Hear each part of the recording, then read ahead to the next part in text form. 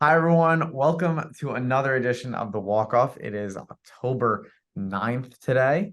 Uh, we're back on Zoom for hopefully just an episode. I had some work I had to do this morning. So a little bit of the summer setting back here, but we have a lot to talk about, a lot of great stuff. Of course, I'm in the Picon. I'm always joined by the amazing Anthony Walsh. Anthony, how are we doing today? Doing good. Lots of playoff baseball to talk about. Let's get into it. Yeah, absolutely. So let's start off with the wild card series. I mean, last time we saw each other, playoffs were just starting. We officially have 8 teams left, if I'm Yeah. correct. Yes. Uh so let's start with first of all, we didn't I didn't did I guess Diamondbacks?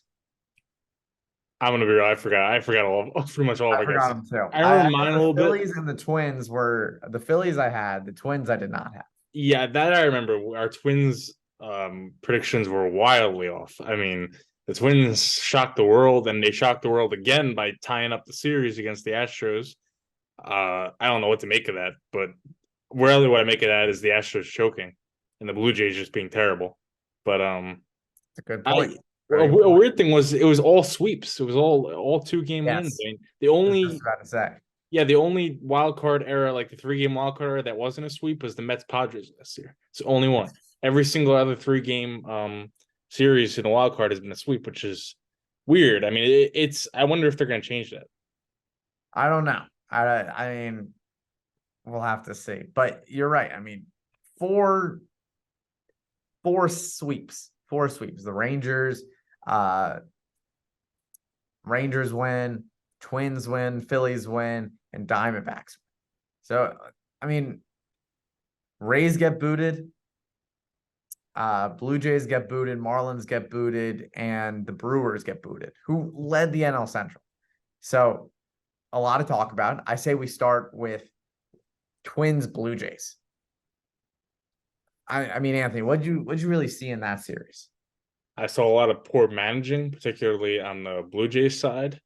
Um, yeah, I don't even know what I don't know what to, it wasn't managed like it was a wild card series. Like it was weird. There was no sense of urgency. I felt like it was just kind of like we're here, we're playing, and like oh what like there was nothing. It didn't feel like it should be a wild card series. And obviously, I know a wild card isn't 1 game anymore, but 3 games isn't exactly a lot. So I don't know. It was they just it felt overpowering on every. I was shocked because I really assumed that not that the Blue Jays are anything special, that they would at least beat the Twins, a team that I don't think is even a playoff team. But it goes to show this playoffs, it just goes about who's playing well and who's not hot, who's hot. So yeah, I mean, it would be really crazy if the Twins somehow found a way to beat the Astros. I don't think any single soul would see that coming. But I, yeah, I don't know what the Blue Jays are doing. I mean, I think the Blue Jays manager is it Gibbons, the manager? I think it's his name, and it was just bad, very bad. it was awful. I mean, first game, Vladdy gets picked off at second. It really just didn't look like he was in the zone at the moment. They got shut out in that one. I mean, or they didn't get shut out, but they lost in that one, obviously. The second game, uh, Jose Barrios was looking unstoppable. I think he had 3 innings, about 6 strikeouts, and they pull him. And then they lose the game. So Twins get a little lucky there. I don't think they were going to beat Barrios, but they kind of got given a very good chance. They took the opportunity and they ran with it. First game of that series was the Twins' first win in the postseason since 2004. And if I'm correct, it's their first series win since 2003. I remember seeing that. Yeah, So pretty impressive stuff right there from Minnesota. I mean, totally different team, totally different players. It doesn't really I mean, obviously Minnesota's got to be happy. But as we move on to right underneath that, Rangers Rays, I I feel like the American League side was very a lot of upsets in a lot of atrocious ways. I mean, the Rays, their first game, 4 errors.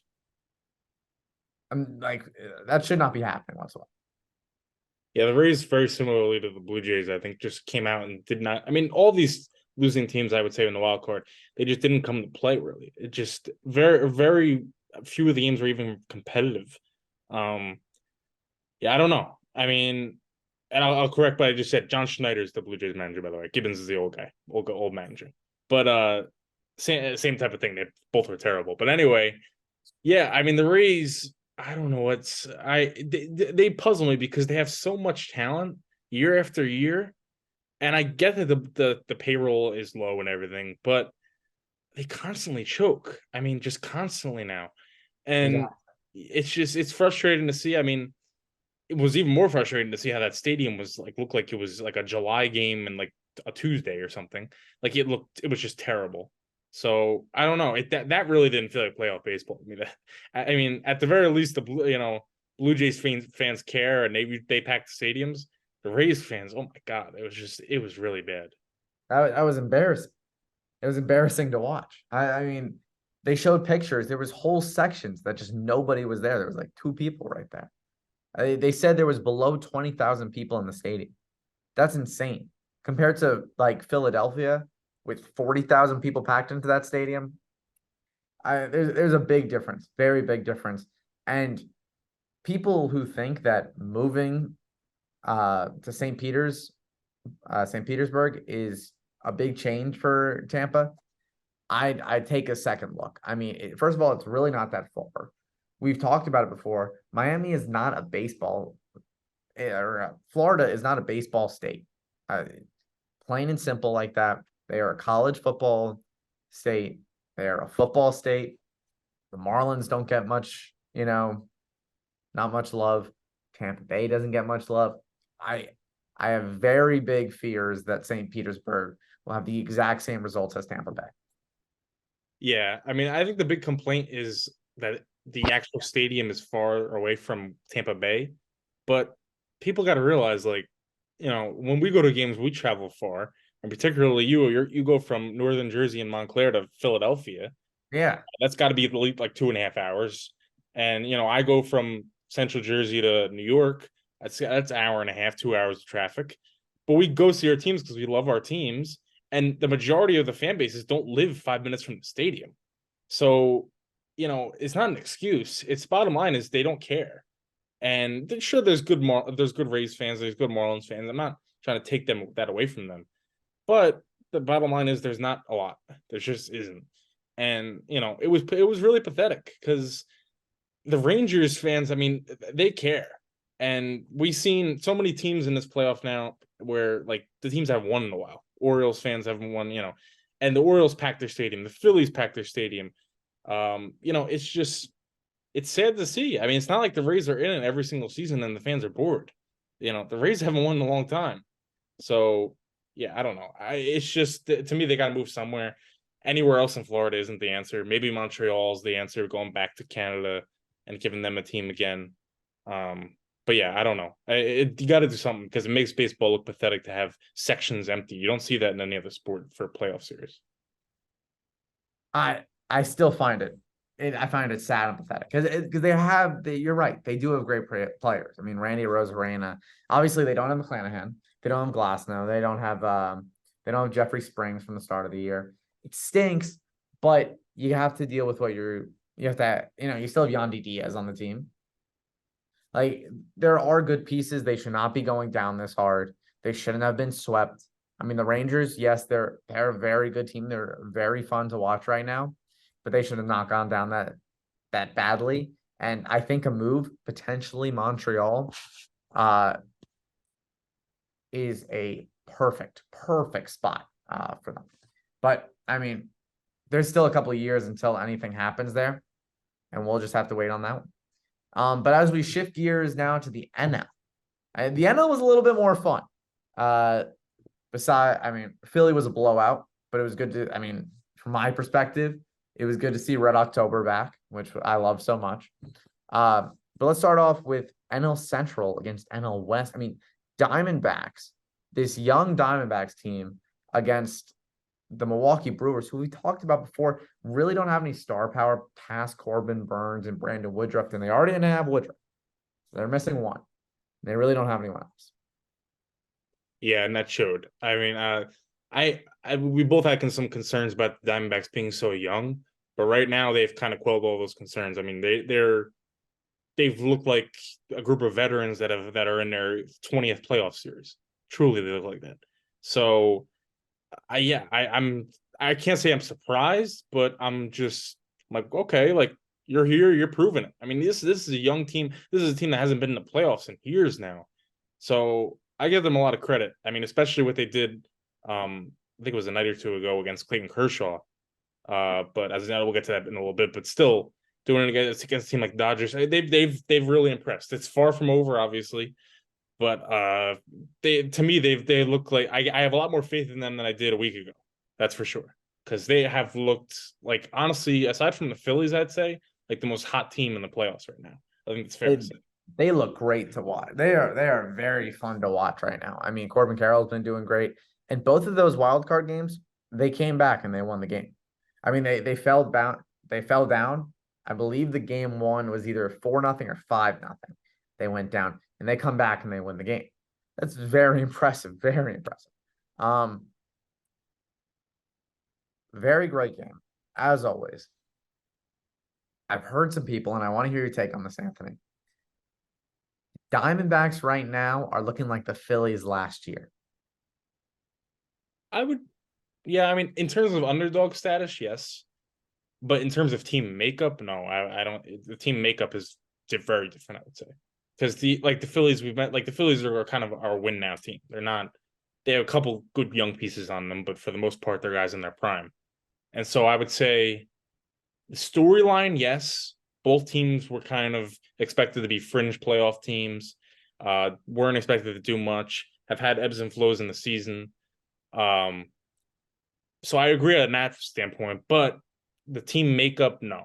And I think it's still a different team makeup, even though the stories are similar. Which I mean, I'm curious for your take because you're obviously Phillies expert. So I have to say, this is my take. The thing that took Philly beyond, other teams last year was their pitching.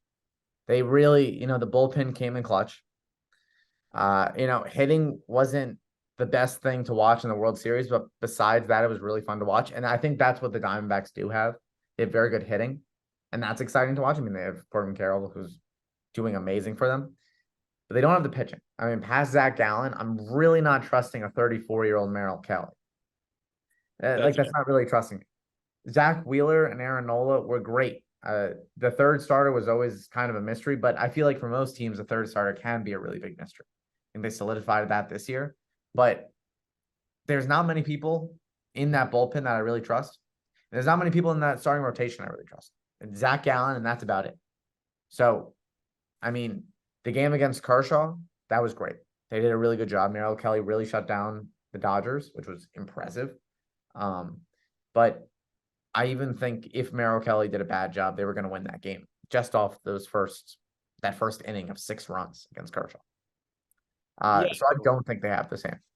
Yeah, the offense has definitely carried them so far, but I mean, pitching wins championships.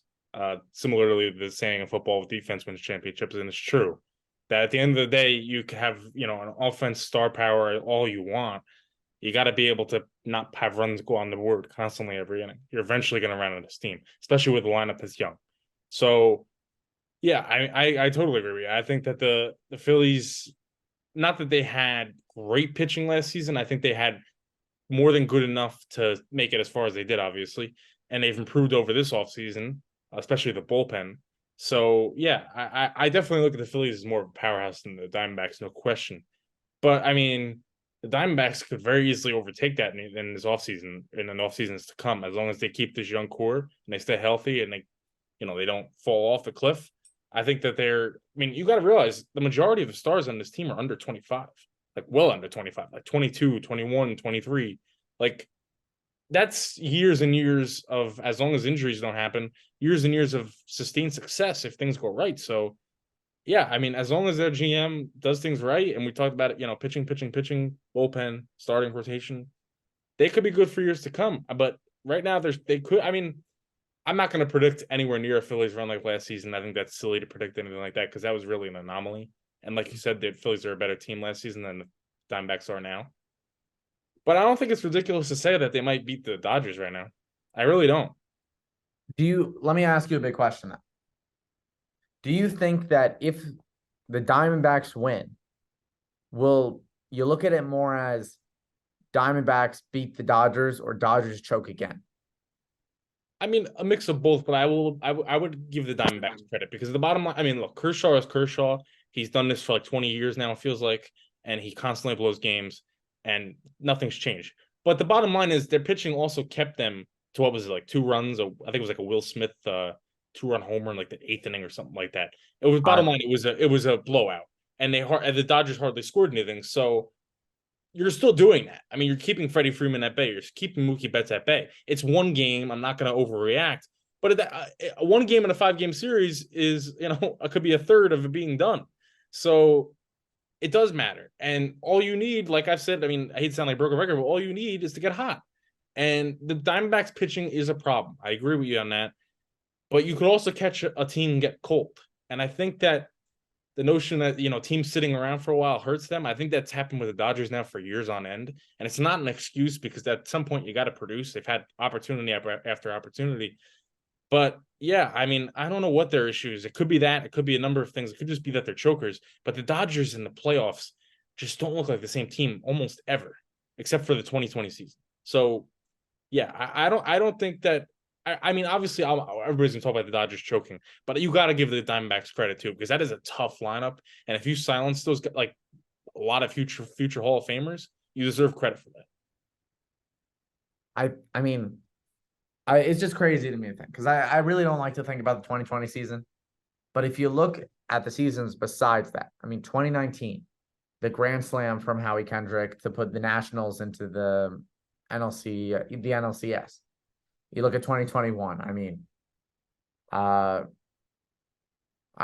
forget who versed them in 2021. Last year they had an insane regular season, and then they lost to the Padres. Now they are down 1-0 to the Diamondbacks in a 5-game series. I don't want to say that the Diamondbacks don't deserve the hype if they beat the Dodgers, but I think it's more of an accomplishment to beat the Braves than beat the Dodgers right now. I would agree with that, but I think it's because of where the teams are that it would be like if the Phillies beat the Braves, I'll be surprised. I mean, I've been singing the Braves praises all year.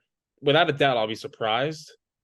But I mean, I could see it. Like it's not an impossibility.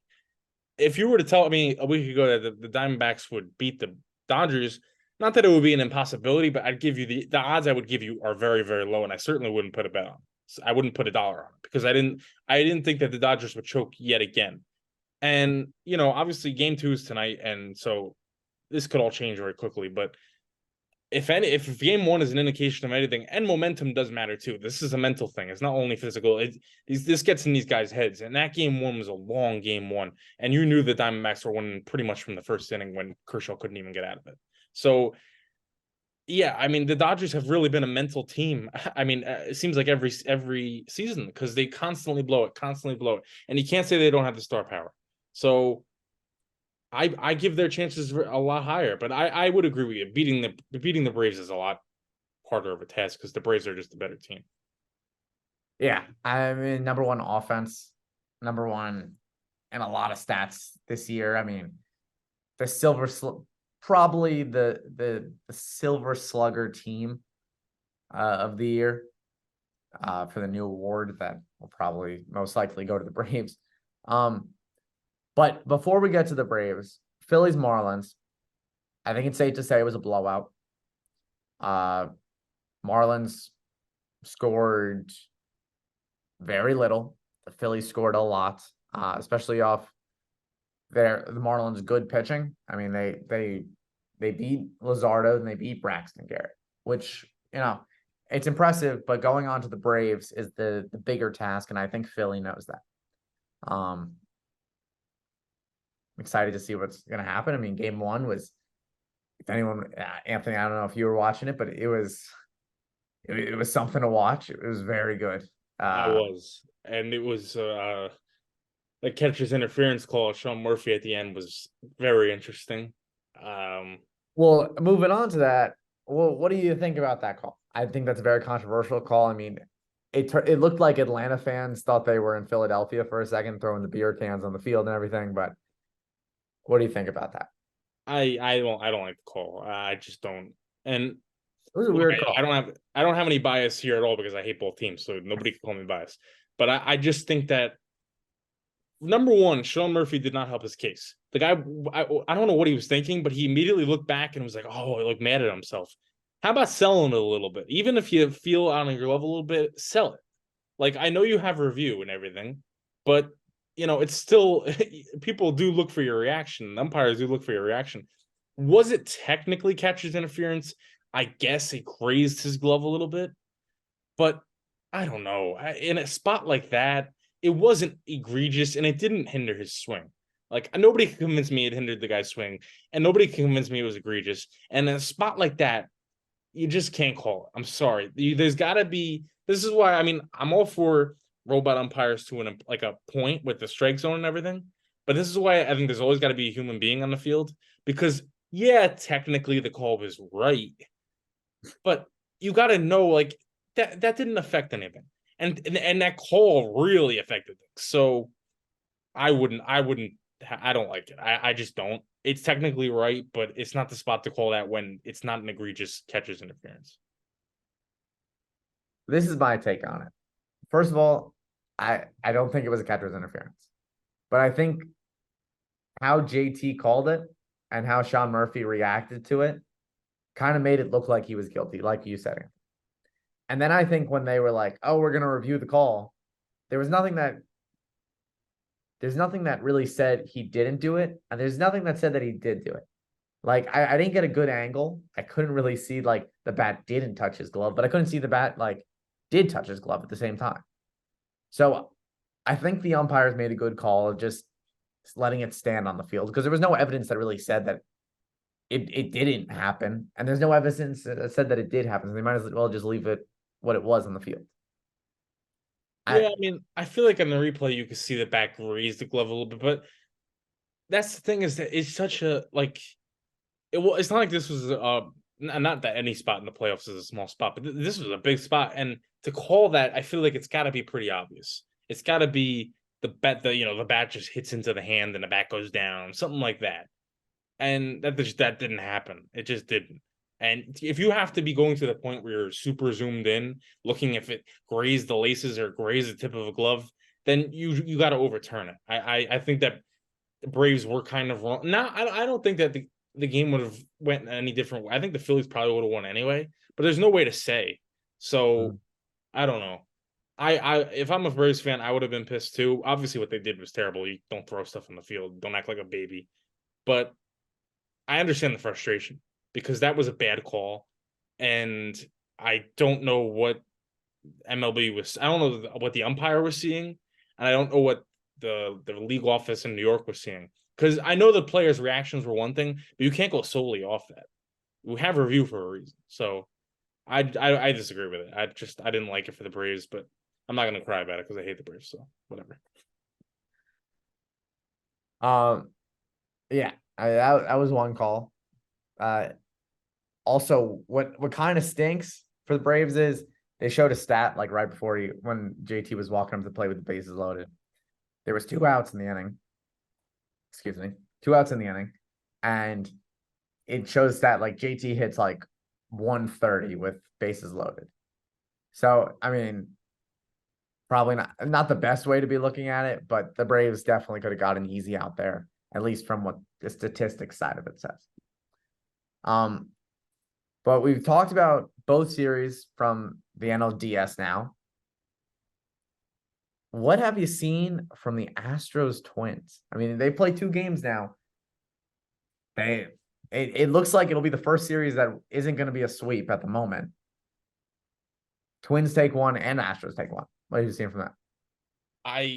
For one, I was very surprised that Framber Valdez that he had. I won't say very surprised. I mean, anybody can have a bad game, but in a spot like that, Framber Valdez has almost always come up and shown out and been an ace, and he wasn't that. And so that really hurt the Astros. I mean, I feel like they still should have been able to recover. I don't know. I still haven't seen anything that makes me say that the Astros are gonna blow this. But anything can happen. The Twins have played good baseball. I'm not gonna take it away from the Twins. I hate when people do that. When just say, "Well, the pitcher had a bad start," or they did, the other team didn't hit. No, the Twins had a good game. They executed against a really good team, so I give them credit for that. But do I really feel like the Twins lineup is going to keep this up, against the rest of this Astros rotation? No, I do not. I feel like the Astros they're gonna win the series. I'm not gonna go as far to say as they're gonna win every other game, but they're gonna win the series. So but then again, I've been Mr. Negative on the Twins, and they've proved me wrong every time. So I don't know. But I'm gonna stick with my guns. I still say the Astros are gonna beat them. I I like to think the other way. I've Okay. seen something from this Twins team that I did not think I was gonna see. I mean, Carlos Correa just got his 63rd postseason RBI, which I believe puts him. He just beats Derek Jeter and David Ortiz, who both have 61, and I think he's fifth or third on the list for postseason RBIs. I know Bernie Williams has the most. I'll put the list in on the video right now so everybody could see whatever it is. I don't know off the top of my head. So I like to see Carlos Correa back in the clutch. I don't really like him as a player, but that's that. He made a really good throw last game to end the game. Astros. I like the Astros. Hate them. I really do hate them. And I think if any team's gonna get to the World Series that legitimately can get to the World Series, it is always the Astros. I mean, we've said it before. It doesn't matter if they're in the 6th seed or they're in the 1 seed. They just always look like they can make it to the World Series. They look like they're built for the World Series, which stinks for every other MLB team because they're scary in the World Series. I like to think the Twins.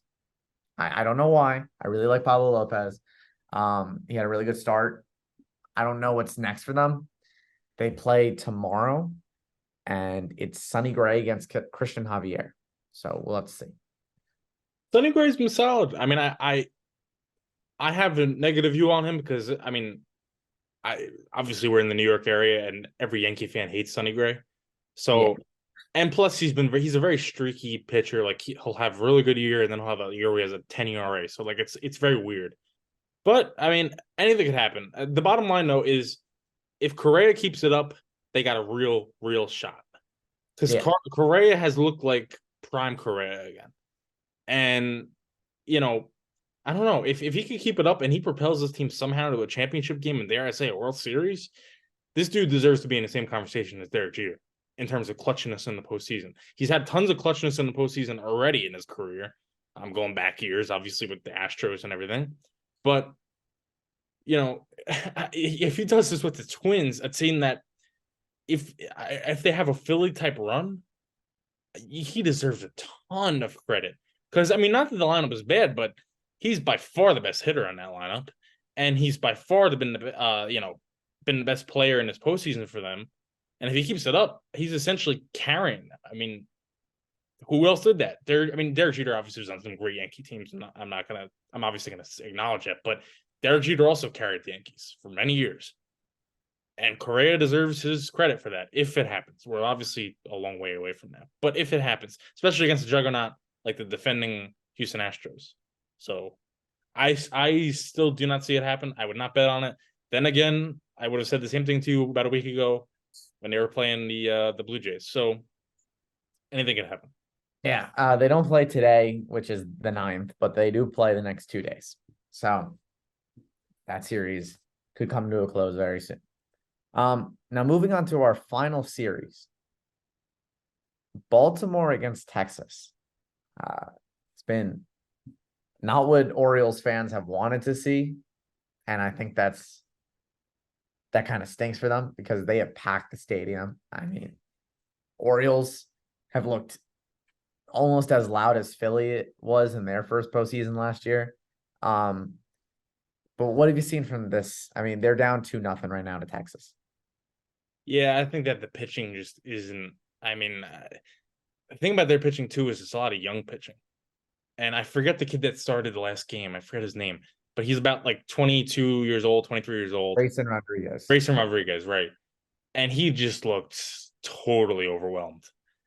And so I don't know. I'm not gonna put it on the kid that he's a choker or anything because it's one series and he's 23 or whatever he is. But it's a shame too because the hitting really has shown out pretty well. I mean, consider all things considered, they've hit, and the pitching just hasn't been there. The bullpen hasn't been there, and the starting hasn't been there. They still have time to turn it around, I think, but I don't know. I think that the pitching was a concern when coming into this playoff, and I think them sitting around certainly didn't help. And I think that they're still a year or two away in terms of making it to a World Series, but they still can. I mean, they have talk about young teams. They have this is another that kind of I would say a copy of the Diamondbacks almost, and so I think they're just a little bit of a step away from where the Diamondbacks are. But next year, I think you could see this Orioles team go even further because they impressed so much this season, and so if I'm an Orioles fan, obviously it's disappointing, but you got to keep in mind where you're at and what's happening. It's not like your whole team's totally collapsed. It's just been your weak point is pitching, and there's a lot of young guys, and they just haven't shown up. And there's still time to change that, but these guys are 23 years old. So it sucks, but don't be totally in despair if you're an Orioles fan. Yeah. I said this before they got into the playoffs. My one problem with the Orioles, they are extremely young. There's no veteran piece there. There really isn't. There's no definitive veteran piece. I mean, the Diamondbacks, yes, they're young, but they have Merrill Kelly.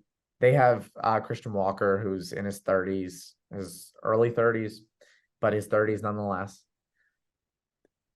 Orioles don't have anyone like that. They don't have someone to kind of like say like, oh, well, we've been here before. Like, we know what we're doing. This is really how we're going to do it. They don't really have anyone. And that's what I think is hurting them the most. Because, yeah, I mean, Texas is a little bit of a younger team. I mean, they're more of guys who are right now could be in their prime or out of their prime. But Baltimore just isn't there yet. They still need pitching. Kyle Bradish, Grayson Rodriguez, and tomorrow I always forget his first name, Dean Kramer, who had a 4.12 ERA in the regular season, which was fine. I mean, he was 13-5 in 32 games. That's fine. But it's not going to compare to Nathan Eovaldi at home in the playoffs. Because I mean, you talk about Carlos Correa in the clutch in the postseason. Nathan Eovaldi turns into a beast. I mean, if you remember the 2018 Red Sox, I mean, he was a crucial point to that team. Just the insane pitching he has. I think that's a sweep. I think the Orioles get swept out. Texas goes to their first championship series since I don't even know, since probably 2011. Yeah.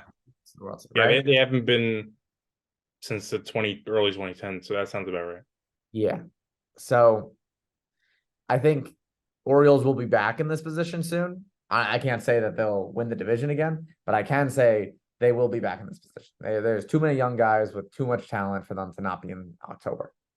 I think you make a good point about the Eovaldi thing, because even if Eovaldi isn't totally on his game like he was in 18, he's facing such a young lineup that hasn't really seen him. And so you have a guy that's been in the league like 10, 12 years, whatever it's been like now for Eovaldi, facing 23-year-olds mostly. And very talented 23-year-olds, don't get me wrong. I mean, it's they're probably going to have Gunnar Henderson win the AL Rookie of the Year. Yeah. So I'm not going to, not to understate them. But it's also a playoff series in which they're a game away from elimination now. And the pressure's on, packed stadium. It's tough. So I think the Diamondbacks, the guy you didn't mention, Evan Longoria.